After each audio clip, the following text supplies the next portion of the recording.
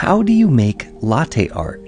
It's the most elusive coffee skill, but it really comes down to two key things: milk steaming and your pouring technique. For the milk steaming, I'm going to demonstrate with a glass pitcher so you can see what's going on inside. We'll anchor the spout of the pitcher to the steam wand like this, and we'll angle the pitcher so that the steam wand is closer to one side. The direction that it's pointing will create a whirlpool in our milk. We'll start with the tip of the steam wand fully submerged until we see the whirlpool form. Then we'll inject some air by lowering the pitcher down and just barely exposing the tip of the steam wand. After just a couple seconds of that, we'll move the pitcher back up, resubmerging the tip of the steam wand and continuing the whirlpool. It all happens pretty fast with these very small movements, which is why I'm showing you ahead of time. Remember to purge your steam wand before starting, and if you're using a machine like this that's a little less powerful, turn the steam wand on and wait until it's pumping out steam at full power before starting. Then you'll just turn it off, insert your milk pitcher, and turn it right back on to start steaming. Remember the positioning we talked about earlier, and once our whirlpool forms, we're going to drop down and listen for the sound of air being injected.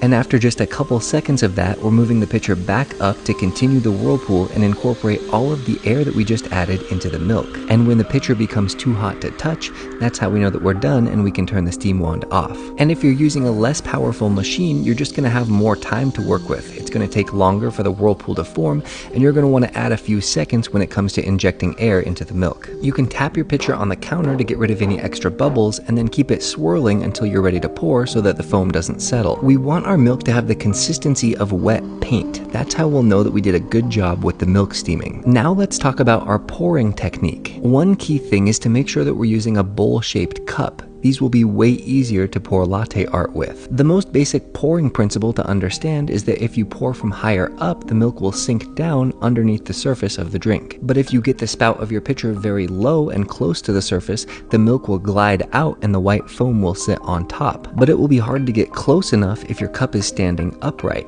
That's why you have to tip it, which allows you to get a lot closer to the surface of the drink with the spout of your pitcher. We do want to pour from higher up very briefly at the beginning to build our base, but then we tilt the cup and get as close as we can with the spout of our pitcher. And once we're done with our design, we pull up and use the sinking milk to cut through to finish it off. There's a lot of different pouring patterns you can learn, but an easier one to start with is this one where you just push forward in different pulses, stacking each one and then pulling up and cutting through at the end. It looks really pretty and it's way easier to achieve than some of the other ones. If your milk looks like this when you pour it, that means that you injected too much air when you steamed it. If it looks like this, then that means you didn't inject enough air. If it looks like this, the air that you did inject wasn't incorporated well enough into the milk. So better steaming will make your pouring way better.